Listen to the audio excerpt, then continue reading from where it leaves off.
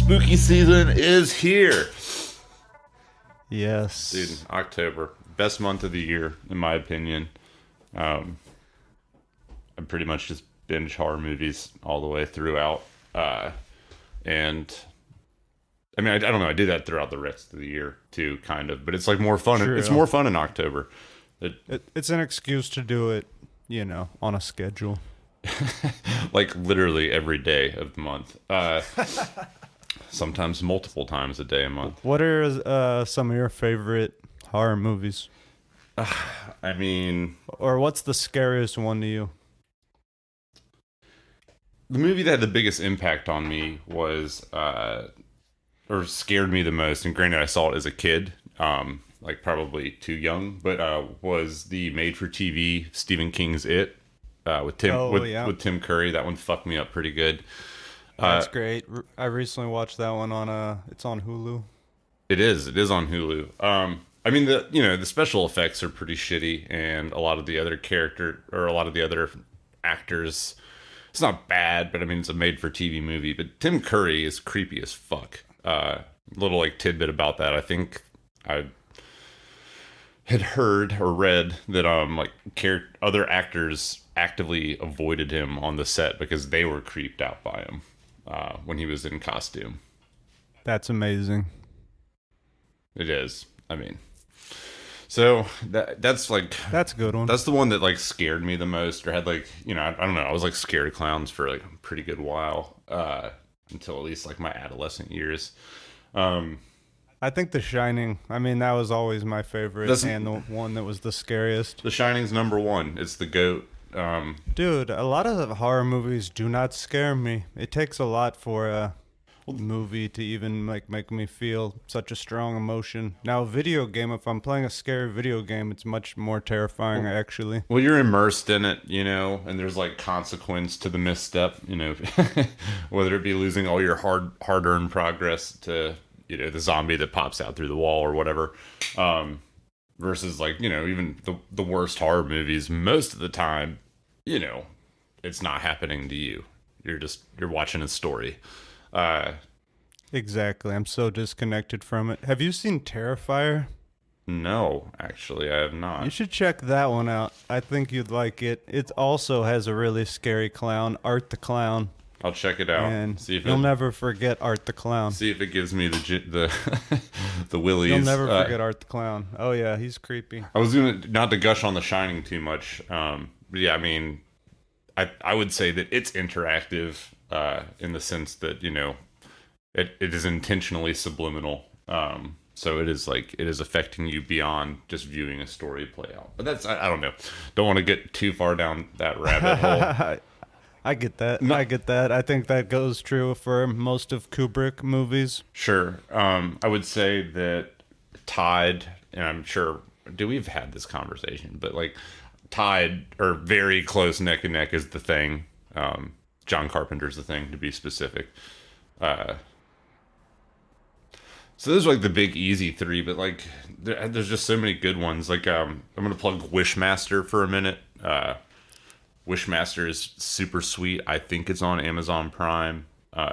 If you have it, you should check it out. It's basically like an unofficial Hellraiser movie. It's kind of written in the same ish caliber of like horror, in my opinion. There's like a lot of kind of mid-tier body horror effects, and instead of this being like a cube that freaking summons what the hell do they call the things in Hellraisers? The Cenobites. Fuck yes. The Cenobites. It summons this ancient djinn that like grants a wish, but it's like in a fucked up way that's tragic and terrible. I think I saw that as a kid. It's a hazy memory, but it's worth rewatching. Yeah, and evil genies, right? Yeah, he's an evil genie. And there's like a couple of them actually. It has sequels. Wishmaster, check it out. That's a lot of fun. I love anything that's got a good haunted house, man. I'm a sucker for a haunted house, creepy, spooky mansion story. Sure. Something about the ambiance there. It's just like the coziest October feelings. Yes. But Awesome, man. I don't know. Our goal, listeners, is to do a lot of horror movies this month. Really try and churn them out, and we're gonna do our damn best to do as many as we can. But We're trying. we're trying, and we're gonna start this week with one near and dear to my heart: Event Horizon. I had not seen this movie, but I knew it was one of Andrew's favorites, and it's awesome. I did enjoy it. Well, I wish I had seen this back in the 90s, you know? I feel like this would have been one of my favorite movies if I had seen it when I was like 12 or whatever. I mean, it's sci-fi. It's sci-fi horror, which I love, and it's done not great all the time. Like, obviously, Alien is fantastic, and Predator is fantastic. And I guess The Thing is also technically sci-fi, sort of. Definitely. Yeah, we'll call it. It's got aliens. But it's done mediocre and often, and like I just think this is so freaking super well done. It's got Sam motherfucking Neill in it, and I wonder, like, Oh, yeah. I wonder if Sam Neill is even on his radar, how much we talk about him in our podcast, because I think we should get him on as a guest. Dude, we should- Let's see if we... we have referenced you or done one of your movies no less than 3 times. I have a buddy from New Zealand. I mean, they all know each other, right? Yeah, they all live in Maybe literally. we can get him to send an email, Facebook message. They all live in the same village in New Zealand. Just kidding. All right. Well, we'll reach out to him. I'll get on that. Yep. It's got Lawrence Fishburne. It's got it's got Morpheus, man. And this would be, wow, gosh, this would be pre The Matrix. Yes, I think so. This was 1999. No, it was 97. Really? Yeah. Oops. Yeah. I think The Matrix It was 97. Matrix Right. Matrix is 99. So yeah, this is pre The Matrix. There you go. There you go. Indeed. But with many of the same actors as you pointed out earlier. Indeed. So, in addition to Lawrence Fishburne, it also has Jack Noseworthy, who is, I believe, Mouse in The Matrix. Yes. I kept thinking that yes, honestly the imagery of like the motley crew on the ship, it just immediately reminded me of The Matrix. Like the one guy's even wearing the same like little beanie cap.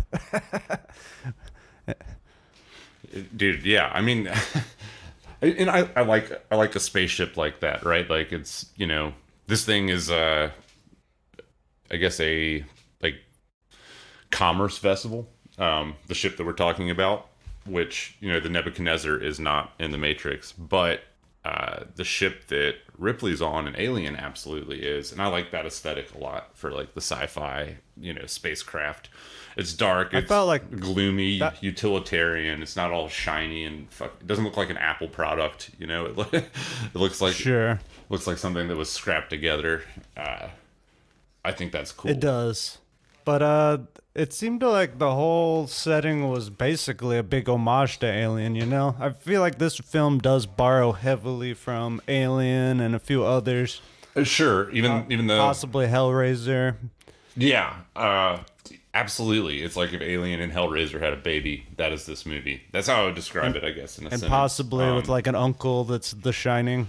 Yeah, it's got exactly in that. Well, we'll save it for later, but I agree. I see where your head's at. Yeah, it's got everything I want. It's got what I want. So the premise of the film, just to like the intro, if you will, Sure. they do the text rollout on the backdrop, like all good sci-fi films do. But basically, mankind had tried to make like a gravity drive, essentially like a warp drive or whatever the fuck you want to call it. It bends time and space and allows you to shoot across the stars in a second or whatever. So they send the ship called the Event Horizon out to deep space, like out by Neptune, and then Essentially testing this technology, and then the ship just lost all communication, or Just blipped out, and they never heard from it again until 7 years later, in the very distant year of 2047. It blips back by Neptune, and that's where the film starts. That's where we begin. yes. Also, kind of an homage to Alien, because isn't that kind of the premise of Alien? Like they're getting a signal from this lost ship or something, Correct. and they have to go. They're going to try to rescue the crew or find out what happened. Correct. Similar in that regard, but it gets way different and more far out in some ways than Alien. Indeed. You know, something that I like. I mean, I totally neutral on it, but in Alien, they actually touch down like on some kind of planet, right? Yes, Yeah. So that's cool. I guess we did. that is cool. They only had the budget to fly into the atmosphere of the planet on this one. A full space landing was out of the equation. I will say, as all CGI, the CGI looks good for 1997. It actually looks really good for 1997. But like It looks great, pretty great. Watching it on a 4K TV, it's like, oh yeah, this definitely was made in the 90s. But I don't know. It aged much better than many other films. It looks miles better than Lawnmower Man. So there's that. For 1997, it looks better than almost any other CGI movie. There are a few sequences of where like the anti-gravity and trash floating around and stuff that looked kind of shitty. And actually, that was one of the first scenes, right? Correct. And this had a pretty decent budget. It was a $60 million budget. Which they just blew on a bunch of special effects and then didn't make the money back. No, it brought in $42 million at the box office. So a commercial failure in that regard. But the film has since garnered a cult following, and people like me gush over it. And now Braden also can gush over it. Yep. For the next hour or so. So yes. So like jumping right into it, we find out. I guess you see introduce Sam Neill's character. He's the big brain of the whole thing. That's what he always kind of is, right? In a way. Yeah. He gets typecast as like the smart badass dude. Yeah, Dr. Weir. Dr. Bill Weir, William. But he is involved in this, kind of like rescue investigative mission. And we find out that, pretty early on that he's the creator of the Event Horizon. And the Event Horizon, I think we said it before, but it's this super high-tech spaceship with a gravity. It has like a black hole as its core, like, engine. And it can teleport across the universe. And I don't know when it happens exactly, but at one point they go into their like stasis couch. I think they call it a couch. Yes. They like launch out from Mars, which is established like we're already on Mars at this point. Or mankind is. But they get into the stasis couch, which are these cool clear pods, reminiscent of the pods in the Matrix that humans are stored in as batteries. That's true. A little bit, I think so. Sure. Or I thought of Planet of the Apes when I saw that. Okay, I'll buy that. Planet of the Apes too. I think that's in everything, Futurama, anything. But they freeze them for like 46 days or something. Yeah. And they're like, in 46 days we'll arrive at Neptune. Yeah. So they all get in their little pods, and Dr. Weir like wakes up first, and he's like walking around the ship, and he sees a woman who turns around and is like, "I'm waiting for you, William," or Bill, or whatever the fuck she calls him. I don't remember. But anyways, and then he like wakes up for real.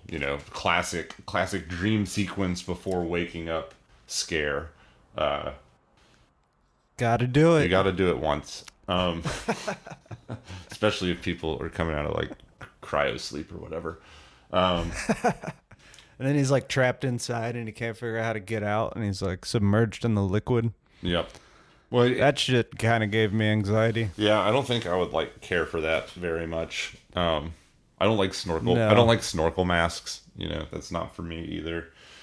I just feel like that's.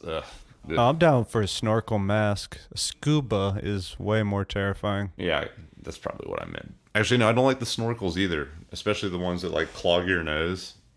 Nah, yeah. You know those ones. Anyways. Oh yeah. What were we talking about? So they all come out of cryosleep, and you know it seems like it's pretty terrible. There's some witty banter among the crew, kind of introducing the character types for exactly, all the people and there. they're just all the exact stereotypical characters that would be on a space crew. Think of that you've come to know from all of the movies you've watched, from Matrix to Alien. Yeah, they got their science. It's the same They got people. their medical officer. They got their They're the science same officer. people. They got the pilot. They got the captain. They got the rescue guy. Exactly. The rescue And, technician. Yep. And the captain's played by Lawrence Fishburne. His name's Miller. Yep. He plays a great captain. Gosh, he's got such He's a badass. such a commanding voice. Oh yeah, dude. If he was yelling at me, like, you almost have to just listen. Yeah. It's like built for that role, basically. Pretty much. Uh-uh. And then I don't know who the other characters are, but You don't. there's a few other actors. There are several. Never to be seen from in films again. Don't worry, they all die in the first 2 minutes. No, just Actually, kidding. several of them are in the Matrix. But so they do, you know, introductions. Everybody kind of announces what their roles are, and they, you know, begin the ascent into Neptune's atmosphere to like dock up with the Event Horizon. And this is the special effects sequence that cost like some absurd amount of their budget. It's like 45 seconds that I want to say cost like half of their special effects budget. It's ridiculous. It's a cool shot. It's a cool shot. It is, but it doesn't I think mean this is anything. just the special effects company just like pitched their idea and then we're just like had fun with it. Yeah, everything went over budget with change orders. So this really cool shot that has no real relevance to the rest of the movie whatsoever. It's cool looking. It is, but they, you know, in their sweet, kind of like gloomy spaceship, they ascend down. You know, everything's shaking, rattling. They barely make it. They pull up beside it, and they connect with this cool. They call it the umbilical. It's this tube that they like shoot onto the Nebuchadnezzar that they, you know, then create an airlock and they can walk between the two. Oh yeah. So now, man, this part's badass. But actually, let's rewind a second. The film was directed by Paul Anderson. Oh yeah. Who? Ooh. It doesn't really matter. Yeah. But anyway, just to give you an idea of what this movie looks like, he was at that time coming hot off of the original Mortal Kombat movie, which is a very stylish, kind of cheesy B action movie of the 90s, I would say. Yeah, it was a commercial success, but I mean, like, I don't know. We got a lot of fond memories of the Mortal Kombat movie. I have a ton of fond memories, but it's when you look back on it, it's just like the cheesiest thing ever, of course. Total cheese, but it was better than the Street Fighter movie. That's true. Or the Double Dragon movie. It's a good point. It is. And I mean, it made a lot of money, so he was like in demand at that time, and he passed up X-Men to do this movie, which probably would have, probably wasn't the best career move, but he basically said, no, I'm going to make the film I want to make, and this was it. And it's just like, you know, an homage to Lovecraft and Clive Barker and The Shining. And so he's a badass just for making that decision. Probably not the best decision, but whatever. He went on to direct a bunch of other B movies. Yeah, I mean they're all fun. He did. He's famous for the Resident Evil series. which, like I enjoy them. I've watched every single one of them. I think they've gotten consistently worse as time has gone on. I mean, the special effects budgets are huge, but the content and the plot lines get looser and wilder every single time. Sure. If you've seen any of those, then you kind of know what his style is. It's like very stylish visuals and fast-paced action. Exactly. But anyway, so the crew of what is it, the Nebuchadnezzar? No, it's Lewis and Clark. The Nebuchadnezzar. Nebuchadnezzar's the Matrix. Lawrence Fishburne's other ship that he captains. I gotcha. Whatever. It's all the same. It's all the same. The crew's going on board the Event Horizon. They're going to investigate what's happening. They tell Dr. Weir, who is Sam Neill, to stay behind, and he's going to direct them because he knows the layout of the ship. Exactly. The similar trope you are all aware of. You got to stay back, Doctor. The second they get on the ship, immediately it's kind of like that alien type paranoia. There's no power. No. You don't know what's going to jump out at you. They have to be in their spacesuits still. Yes, which apparently the spacesuits are really cool looking, and apparently they were like so heavy that they were like destroying the actors' spines essentially, so they had to create these jacks to hold that the actors would stand on in between takes. That's insane. Little trivia nugget for you. That's a good trivia nugget. So as they're like exploring the ship, there's a scene or a little jump scare that I like, which is the floating hand hits. Yes. Since Lawrence Fisher, the captain's space helmet, which like it brings up Dead Space vibes to me. I don't know if you ever played like the Dead Space games. I have wanted to, but I never have. Oh, it's so good. I saw another Lost.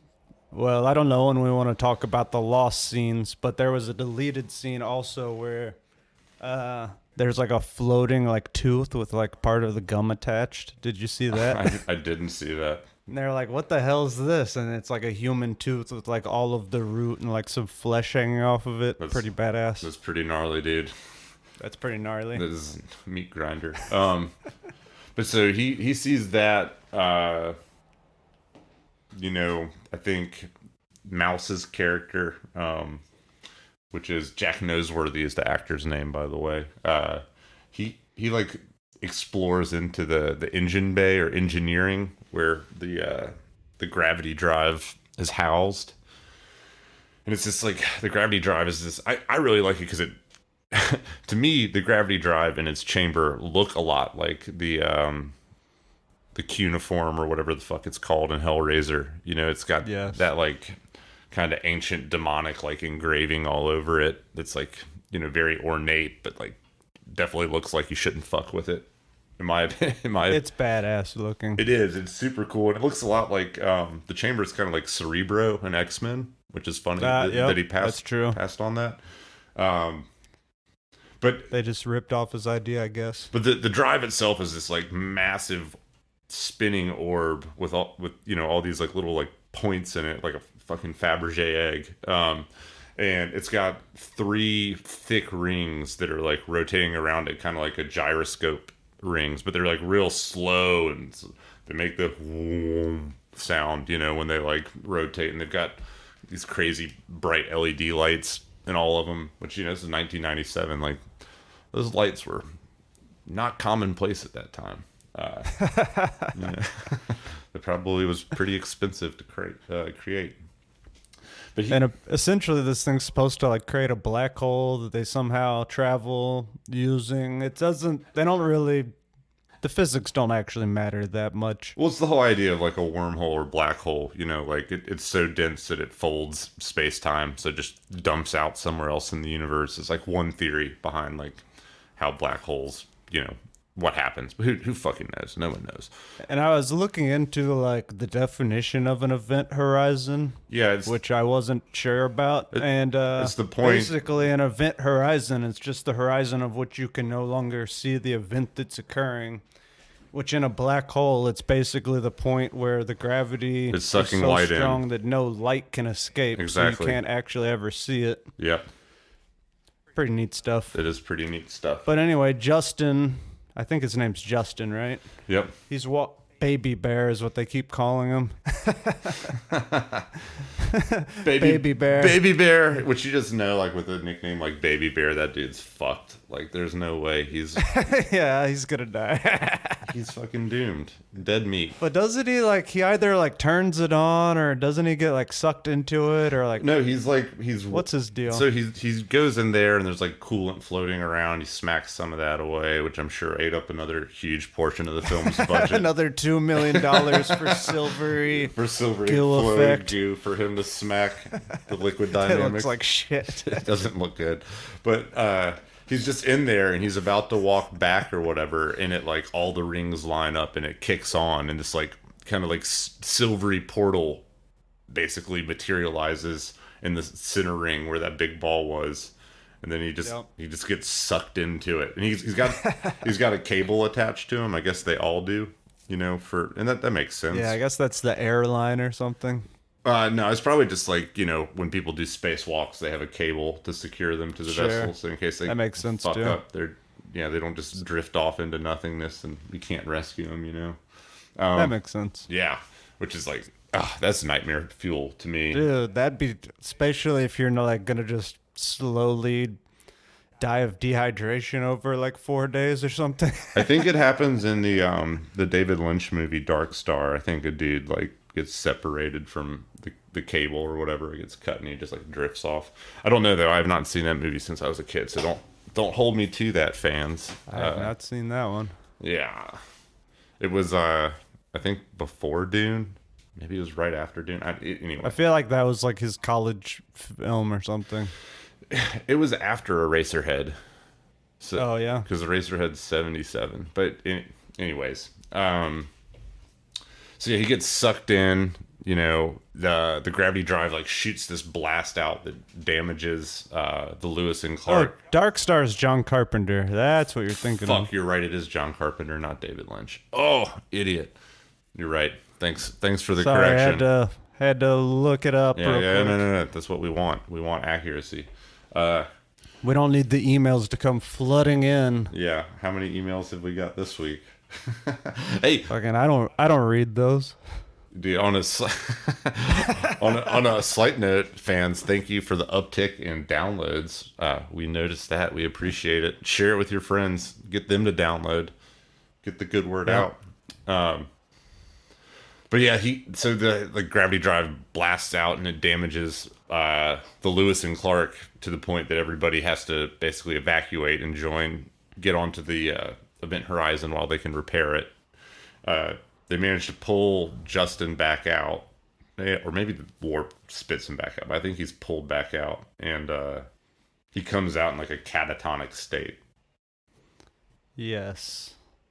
So he's fucked up now. Oh yeah, he's not doing good. And then at some point around this time, they find the video log of what happened to the original crew. Yes. And this is kind of some of the first messed up body horror stuff. Well, we had that seen. we end up seeing. We see when they're exploring the ship originally, there's some little wall bays that look like people just exploded in them or whatever. You just you know what I'm saying? It's just blood splatter. Love it. It almost looks kind of in StarCraft, the Zerg infested Terran buildings or whatever. I'm not that nerdy, sorry. I don't think StarCraft's that nerdy. It's a pretty big game, but whatever. Go fuck yourself. But it's don't make me feel self-conscious. But yeah, but yes, this is where it becomes clear that something is definitely not good.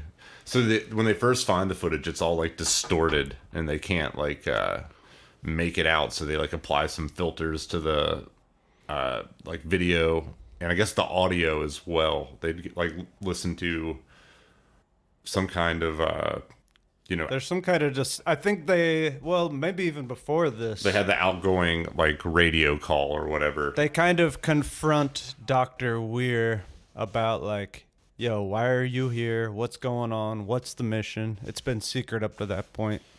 And I believe he plays them the transmission they received from the Event Horizon, which just sounds like a monster screaming. Yep, whales screaming. But there is faint Latin in the back that I believe. And I can't remember exactly It's the exact Latin word. Liberate me. Oh, yeah, Liberate me. And he's like, oh, yeah, he's saying, Save me. save me. And so at that point, but there's also like you can tell some fucked up shit's happening. It sounds like there's a demon screaming and pretty terrifying. So then later on, when they they're do in find ship- the floating corpse too, with the face all fucking mauled. Oh, yeah, and the eye's gone, I believe. Yep, eyes are gone. That's a big thing in this movie. Yes, pretty badass. So I don't know exactly what happens in the timeline, but the crew's all around this like video monitor and they're watching the video of the original crew and it's like a blood orgy.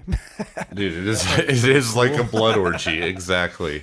It's a blood orgy. I don't know what else you would call that. So this was a much longer scene originally, and the studios had them cut it for whatever stupid reason, and they were gonna do a director's cut with the like removed footage, but they basically like found that it was either degraded, destroyed, or like just missing outright, so they never were able to do it. But like it would have been so freaking cool to see like the expanded cut of just like how fucking insane wherever the ship It went. would have been pretty messed up because they actually hired like porn stars to like, and it ended up getting an NC-17 rating. That's why they had to cut this out. But like this scene was originally much more graphic, but even in the final cut that you can see that it's like all these mutilated like people having sex and like messing each other up simultaneously, and they look kind of like demons or something.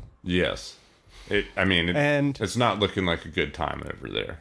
The scenes they cut out, I think there's one demon's like breaking someone's legs with like a steel hammer or something.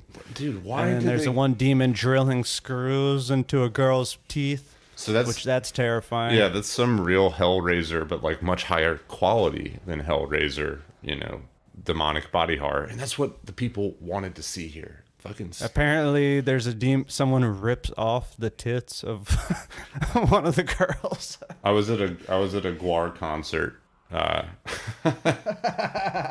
some years ago, and they brought out a famous person, and they did that to that. I mean, not a real I guess effigy of a famous person, and did that. Sure, amazing. And it sprayed blue blood all over the crowd. It was fucking. That sounds fun. I mean, Gwar is Gwar, right? You know, I went to say I'd seen him once. It was fun. I left with a shirt tie-dyed by their blue, awesome. blue, green, awesome. and red sprays. But anyway, apparently that scene did not test well with audiences. So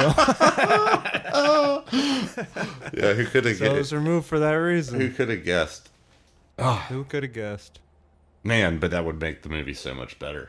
You know. I mean, if that's the kind of thing you're into, girl getting her tits ripped off by a demon. I mean, then yes, for a horror movie, like at least I want the option of that in like the DVD features. That's true. You know? That's true. It'd be nice if it was in the menu somewhere.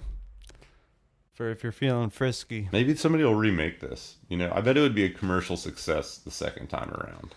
So basically, the studio rushed the whole production. This is an insane trivia. The whole film went from greenlit to like totally released in 10 months, which is insane. That's an insanely short amount of time, but it was all rushed. The editing process was rushed.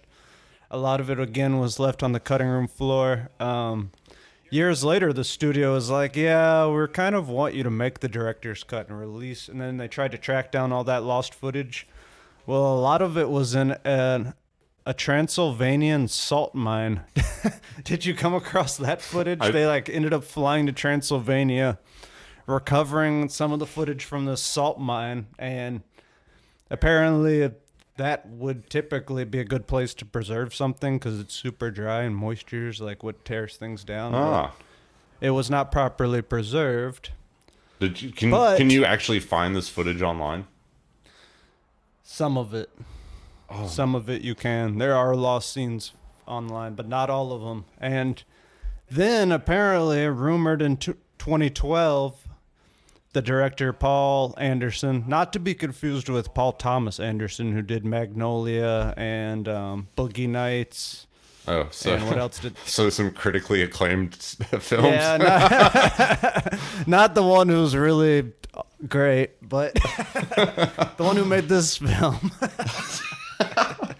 Anyway, I don't know. You lost my train of thought there. In 2012. Oh yeah, in 2012, he said he found a VHS that was the original cut, but he did never release it. But he said maybe one day and they will. So we can hope. What the fuck? He's had a VHS copy with. Well, then in like 2018 or whatever, he was like, actually, it's too far gone. And then he was like, someone has a copy, but I haven't seen it or something. We'll see. It's going to come. It'll come. I mean, come on. That's an easy cash grab right there. It's become a cult classic. And it's an easy cash grab. The DVD sales actually, I think, recovered the money they lost. Yeah, dude, easy cash grab. I really hope he reconsiders. I mean, it's just bad business. But anyways, God damn it, I can't believe it. So like when I first fell in love with this movie, it was in high school. So I did like all my research. I mean, I did research this week, but much of what I know from the movie is from like circa 2009 or 10. Shortly after I'd seen it for like the first time as an adult. And like as far as I had known it, the footage was gone. So that's exciting to know that there's still a glimmer of hope that like maybe one day it'll be released. There's a glimmer of hope. It's out there. So yeah, they watched this fucked up footage of the blood orgy, and and then they're just like, I mean, I don't know how you'd be feeling after watching that, but I'd be like, what the fuck? Okay, so let's see. Not good. Bob Weir, or not Bob Weir. Bill Weir. Definitely not Bob Weir. Definitely not Bob Weir. Bill Weir. He, like, at one point there's the scene where he's in the gravity drives, like little like service tunnels or whatever, and like I just had the thought that was like the best lit section of the entire spaceship by like a large margin. It's a cool scene. I like the like crazy kind of like green, everything looks like a circuit board that he's crawling through. Yep. But like really, why is like that little service compartment like perfectly lit and the rest of the ship has got like dim can lighting? I mean, it doesn't make any sense. One thing to mention is as they board the Event Horizon, they have these little scanners that scan for life forms, again, like Alien. Yeah. But they're constantly scanning and they just are like, it's going haywire. It basically says there's life forms everywhere, which kind of sets the tone early on when they get on the ship. But basically the ship is almost like a character itself in the film. It's really cool. It has a very cool design. That hallway that like stretches in between the two parts, you know what I'm talking about? It looks like a meat grinder. It's all spinning, kind of reminiscent of 2001: A Space Odyssey, actually. So yeah, there's two hallways. There's the big one between the front of the vessel, which is like where the crew would stay, and then where engineering is. But then there's the meat grinder room, which is there to like limit the gravity drives like effect on the ship or some shit like that. Okay. And that's the meat grindery one. So that's like in between the rest of engineering and the gravity drive component of the ship. It's cool looking. It is cool. And if they kind of posit early on that the ship might be alive or something like that, and yeah, it pretty much is. So yeah, just go ahead and spoil that. Yeah, the ship jumped like through an artificial black hole in theory, like through another dimension to another dimension. Other dimensions like hell dimension or something, or there's like evil, chaotic, deep universal influences there that like it's hell. It's hell. It's hell. And it's so badass. I mean, which like fans like to kind of posit or speculate that it's like the unofficial prequel to Warhammer 40K, So like if you're familiar with that series at all, when like mankind spanned out to like conquer the stars, they develop a warp drive, and unless the ship's protected correctly, which they don't figure out at first, like you basically these evil cosmic forces would like possess the ships and like basically created the Chaos Space Marines, which are just like satanic kind of like Space Marines. It's sweet. It's super fucking cool. It's also super nerdy. It's way nerdier than StarCraft. So It is. I was sitting over here trying to decide whether I should point that out or It's fine. I mean, just let it ride. Just let it ride. I pointed it out myself, but it's a tabletop game. There's also some video games. There's I mean, have you painted little figurines before? no, I have not. All right, then you haven't crossed the boundary of no return. No, but me and my friends did used to play this on our laptops in class in high school. The Warhammer 40K Dawn of War, which is like basically like StarCraft. Anyways, it's a prettier StarCraft. Anywho, Oh yeah. also worth mentioning, there's a YouTube series called Astartes that's like a fan-made, like CGI Warhammer like mini series, and it's really fucking good. If you don't want to like dig into anything else Warhammer, you should watch that because it's maybe eat up 30 minutes of your time, and it's really well made and super sweet. So it's fan speculation that this is a prequel? Like, what is the connection between the two? So like eventually mankind creates the gravity drive and they shoot out into space. I see. As they've I see. explored space through other means, but they create the gravity drive, and then that's So this was like the thought seed or something that inspired Warhammer came out after this? no, fuck no. Warhammer had been out probably Okay. well around the same time, basically. I got you. But it's just like a fun thought that like this is could unofficially be part of that universe. Hey, I played Magic the Gathering. I can't say anything. I have Magic the Gathering cards in my office right now from like a recent set, so That's true. it is. So yeah, the ship went to hell and is like come back and is basically possessed. Shocker. Sorry.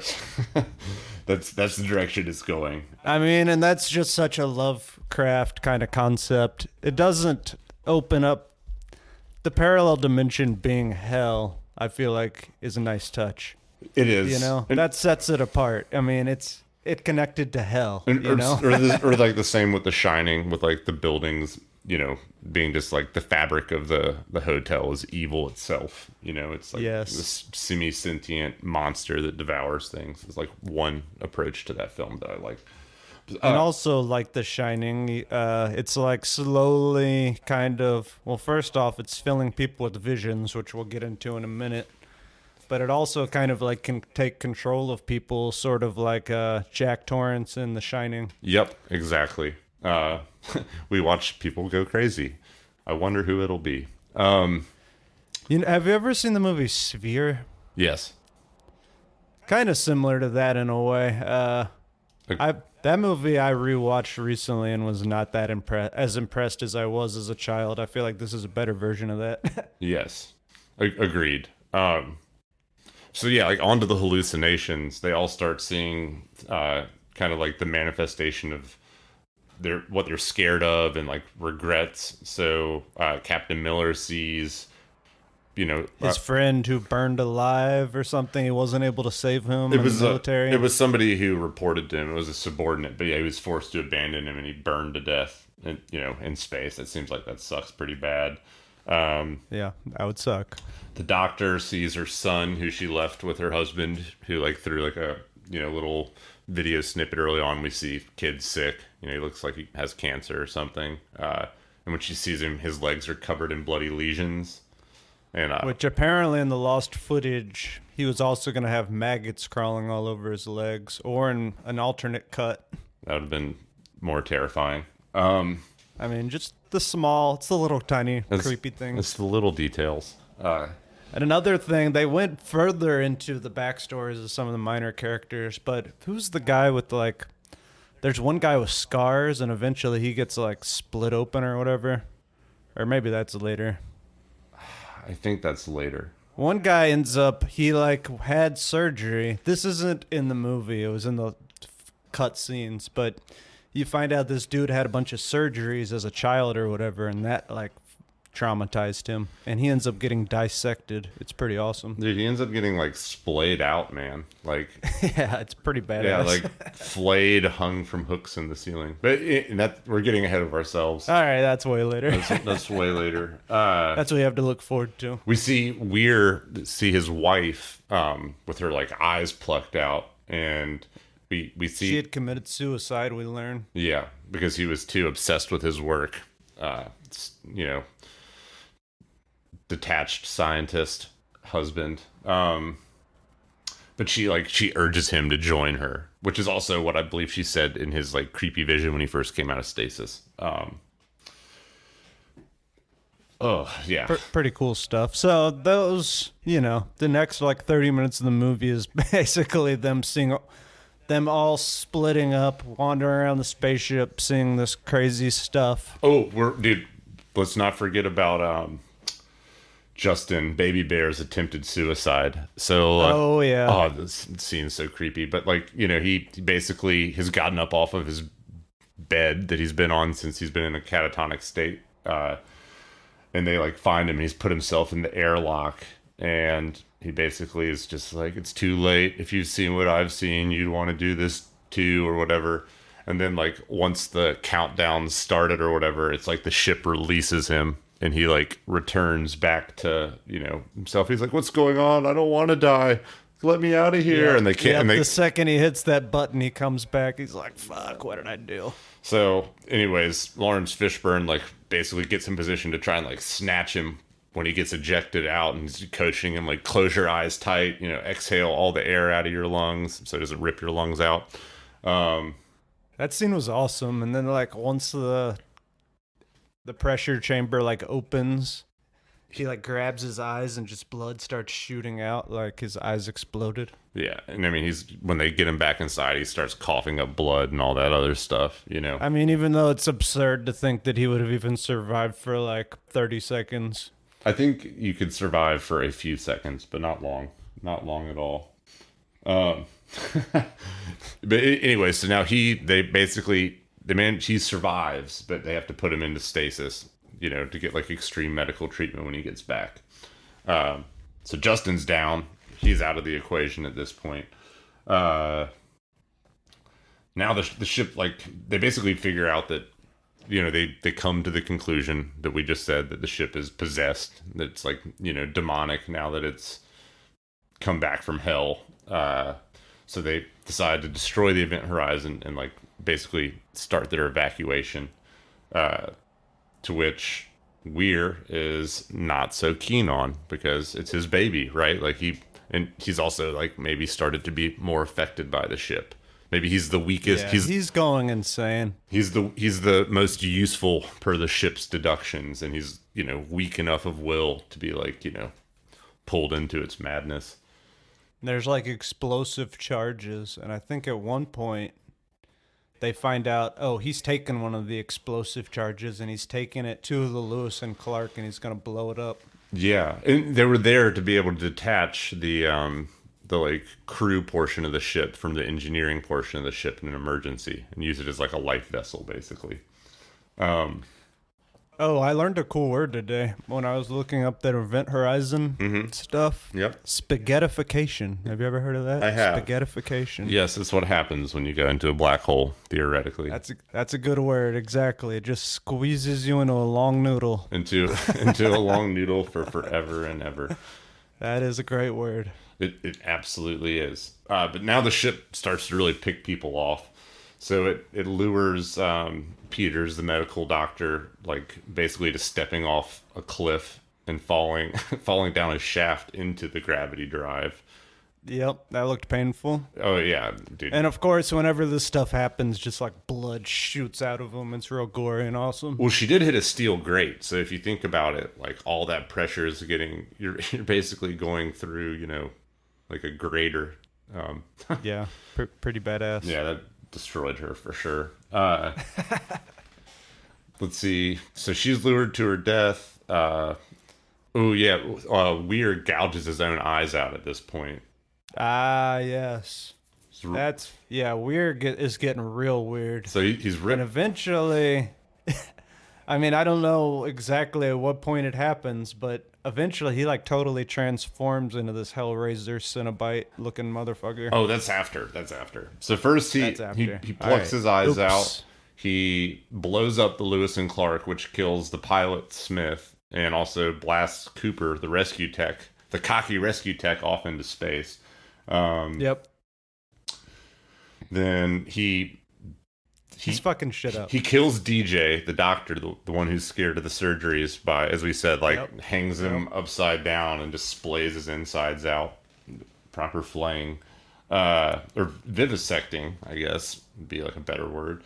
And then eventually Captain Miller confronts Weir over, who basically beats him and initiates a 10-minute countdown until the event horizon shoots back into from whence it came using the gravity drive. Goes back to hell essentially. Yep. Cooper. So this is when shit gets this is when the movie just kind of goes off the rails, but in a great way. A very great way. You know what I mean? Like, this is what I wasn't expecting. This is like what Sphere and some of those other movies needed. It kind of goes full horror Clive Barker at the end. So Cooper uses his suit's oxygen to shoot himself out from, like, he was like outside the gravitable reach of that planet, man. He was gone, but he uses his oxygen to blast himself somehow perfectly back to the event horizon, even though he's spinning. Yep. Here I come, baby. That part was absurd, Absurd but fun. but fun. So at this point, Weir, he has the great idea, or the great line where when he confronts him, he's like, "What happened to your eyes?" He's like, "Where we're going, we don't need eyes to see." That is like the line of the movie, in my opinion. That's a great line. It's the line of I the also movie. like when Justin comes back and he's all traumatized. He's like, "The dark, the dark." Oh yeah, that's a good one too. Where we're going, we don't need eyes to see, though. That's chef. That's good. Chef's That's kiss. gold. That's gold. Chef's kiss. But they like basically have another confrontation. Weir has a gun. Miller has a gun. Cooper somehow like smacks the the glass of the bridge or whatever, the ship's bridge, and freaking Weir decides to shoot it. Yes. So they start shooting things, which is essentially going to let out all the pressure of the cabin, And yeah, it rips. which very quickly starts happening. Yet they're all still just like hanging out. I mean, they're getting sucked towards it, right? They're getting sucked towards, and they're all fighting. It shoots Cooper off again. He gets blasted back out into space, somehow again. But so Miller, Stark, who I forget what her role in the like troop was. She's just a token character. The blonde one. But she, they managed to survive and seal off the bridge, and Weir gets sucked into space eventually, Yep. and they begin to set about destroying the engineering compartment of the Event Horizon and getting onto the personnel section and using it as a lifeboat, as we mentioned earlier. Yep. So they're trying to get the fuck out of there. So at what point is this when Weir comes back as a demon? Yes. So, Miller orders them all to get onto. So shocking. This part's so shocking. I was not expecting to see Sam Neill like in full costume like that. Yeah. So Miller orders Stark and Cooper to like get onto the personnel section and get everything ready, and he's going to go like set about getting the charges ready to destroy it. And while he's like out there, he sees Korik again, the Burning Man that he had to like leave behind, and it it just turns out to be like a illusion or manifestation made by a resurrected Dr. Weir, who now looks all Cenobite-y.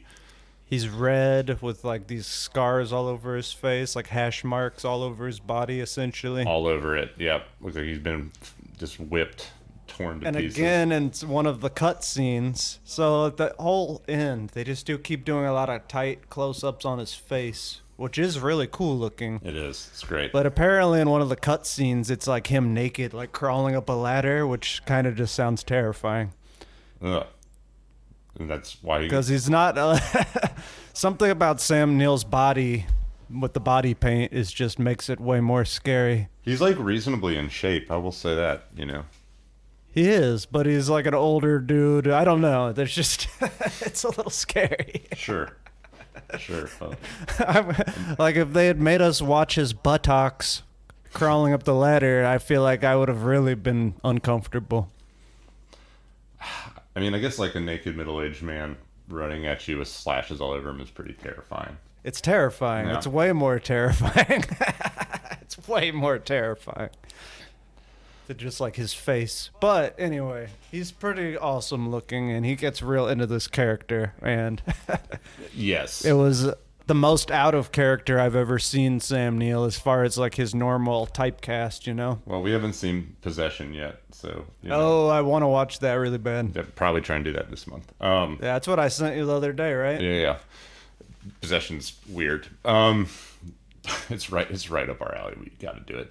Perfect. So Miller fights him off and detonates the explosives, sacrificing himself. But like right when it happens, the ship's gravity drive activates, and it pulls the back end of the ship into, I guess, their depiction of a black hole. And this is like if the black hole is made at the gravity drive, wouldn't that have pulled Neptune in towards it? I mean, yeah, you can't think too hard about it. Because like the way it depicts it, it's like it shoots into Neptune. It's like Neptune dips like towards the center of Neptune. Maybe that's like the direction it blasts. I don't know. It didn't make a lot of sense to me. No, That's- not really. That's my one complaint for this whole movie. But it doesn't matter because eventually, really, it's about hell. It's Yeah, it's about hell. They go to hell. they're like, all right, hell, here we go, demons.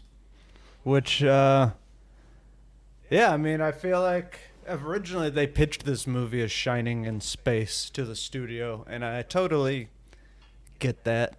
And then it's really awesome with all the body horror stuff at the end where Sam Neill transforms, and I feel like that added another Lovecraftian element. I mean, the thing about H.P. Lovecraft stories is they're so psychological, and he describes like the terrifying things in such a vague and in a very great way, but it's always kind of vague, just vague enough to let your imagination run with it, and that's kind of like the secret of it, I think. Yeah. That's why it's so hard to adapt into a film, you know?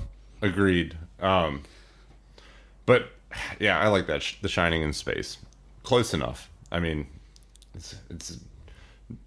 it's there in spirit, absolutely. Yep. So yeah, the ship,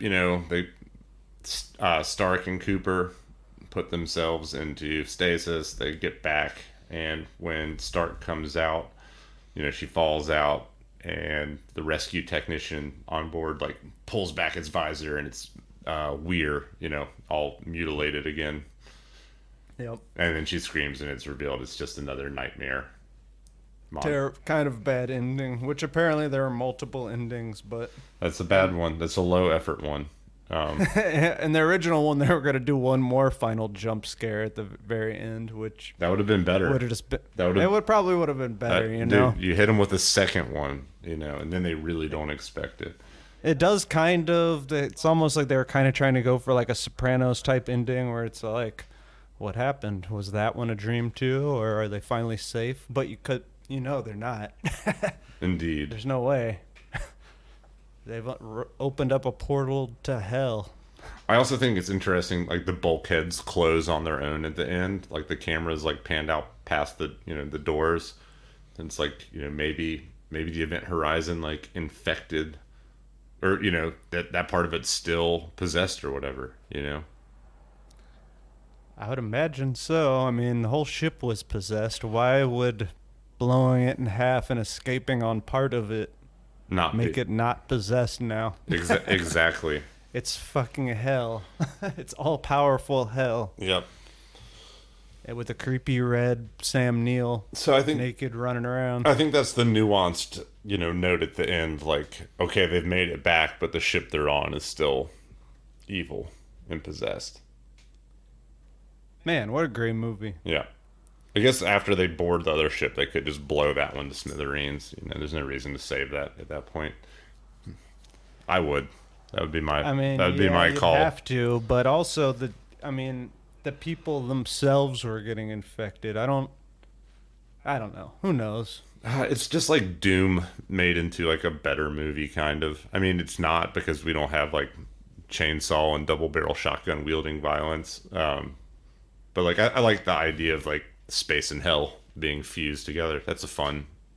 It's a fun. Well, in fictional plot. homage to Doom, they actually used some sound effects from the Doom video game Really, that's awesome. in the film. Which ones? Do you know? I believe they used something for I think it's like a door opening or something. It's real subtle. That's fucking sweet. It is kind of. I mean, you have to because it's the same kind of concept. I'm so glad that note got brought in here at the end. I did not know that. That's awesome. And while we're on Doom, I recently, maybe like a year ago, read a book about the making of Doom, the video game, essentially the creation of the first-person shooter. It's awesome. You should definitely check it out.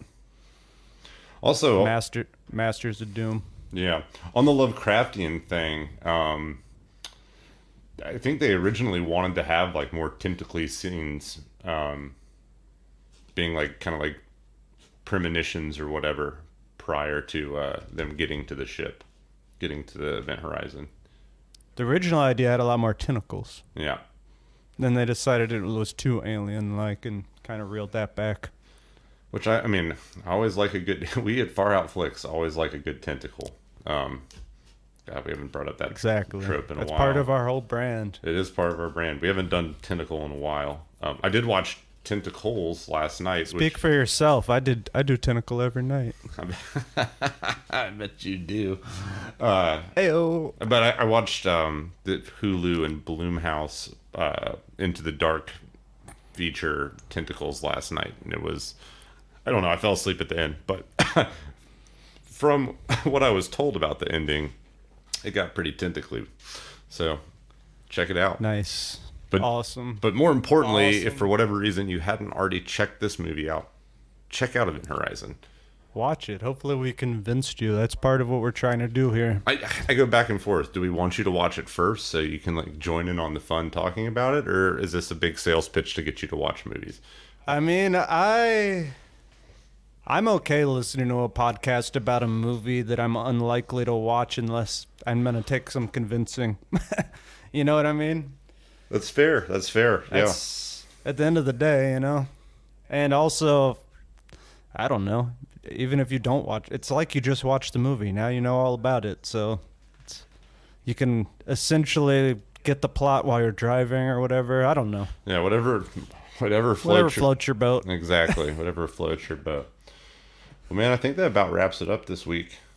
Yep, we're going to get some more horror movies out to you. If you got any suggestions, maybe send them to us on our Facebook page or something, or email. whatever. Or email. Far Out- I mean, Far Out honestly, the Flicks best thing you podcast can at do gmail.com. if you want to support the podcast is leave a review on Apple Podcasts. Yeah. Reviews. And That's basically the only thing you can do to help us, unless you want to just send us money. or share it with your friends. You know,